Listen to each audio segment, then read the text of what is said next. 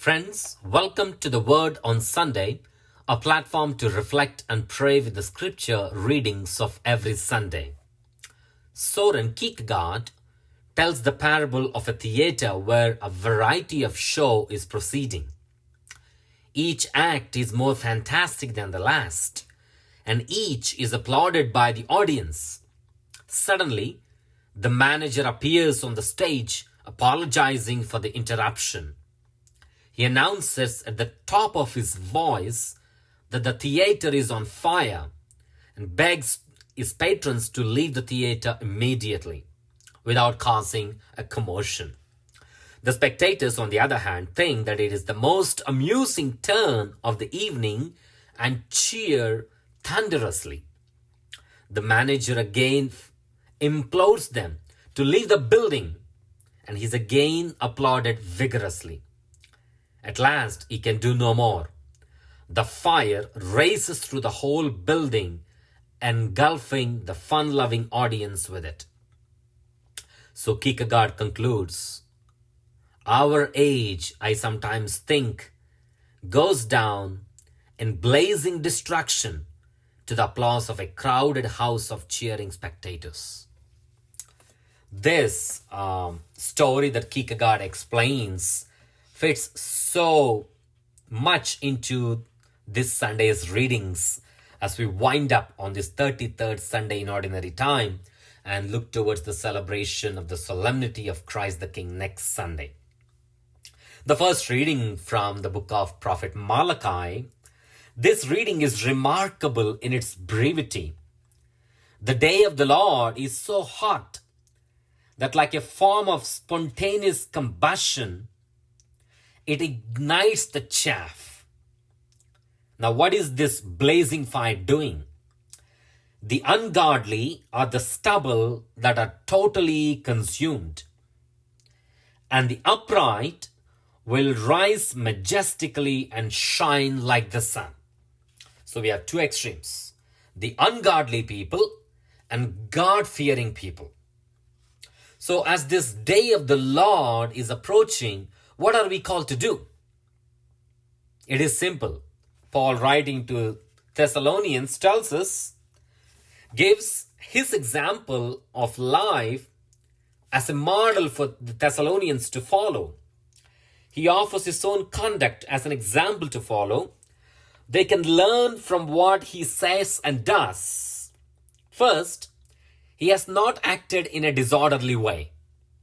2, he has not presumed on the hospitality of others. 3rd, he has a way of living and working among Thessalonians and not became a financial burden. Then he corrects the existing situation in the community, telling them not to be acting like busybodies and not to be conducting themselves in a disorderly way, not minding about the business of others, and finally instructing in Jesus Christ to work quietly and to eat their own food. So as we look towards the day of the Lord, what are we called to do? Not to be acting in a disorderly way, not to be doing all kinds of stuff we are doing like the chaff. He tells us to be doing our own business quietly and wait for the Lord. And he gives his life as example for Thessalonians to follow while correcting them the situation that existed in the community. Jesus in the gospel warns us to be cautious of the false prophets and say no to the false prophets of our time. Because he says, many will come in my name saying, I am he, and the time has come. Do not follow them. Jesus is quite categorical. Jesus addresses the destruction of the temple, but also talks about those events that precede. So this coming of the Lord has to be understood in this theological framework of what is called the already and not yet. So when we focus on the day of the Lord, for the Lord to come, what are we called to do? What are we actually told? The good will ultimately be victorious. Like Prophet Malachi says in the first reading, the upright will rise majestically and shine like the sun. And this day of the Lord might present to us some of the disruptions leading to salvation. It also reminds us that we will be protected even in the midst of pain. God comes to save and not to condemn. Now, as we wait for the day of the Lord, it is a process of ongoing purification, refinement, patient enduring, and doing our own works and not to be interfering with everybody else. Like Paul was instructing the Thessalonians in the second reading, to be busy doing our own work and not to be interrupting with everyone else. What else are we called to do as we wait for the day of the Lord? Not to become a burden, but work diligently and conscientiously.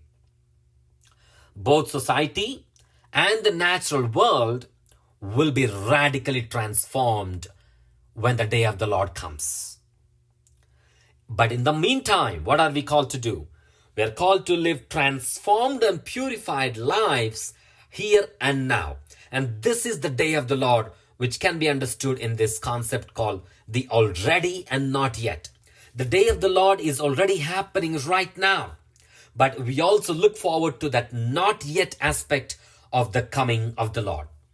And Paul has this beautiful exhortation as he tells the Thessalonians not to be bothering everybody else's business, not to be behaving in a disorderly way, but instructing them to work diligently, conducting their affairs in an orderly manner, and not minding the business of others. And in Jesus Christ, he urges us to quietly work and earn the food. What are we called to do now? In this already and not yet. First, we are called to be cautious. We need to be watchful about these false prophets who claim to be having the message of Christ. And we learn to say no to these false prophets of our times. 2, knowing that the day of the Lord is at hand, are we prepared for an ongoing process of purification, refinement, and live transformed lives here and now? The day of the Lord as it happening already and not yet.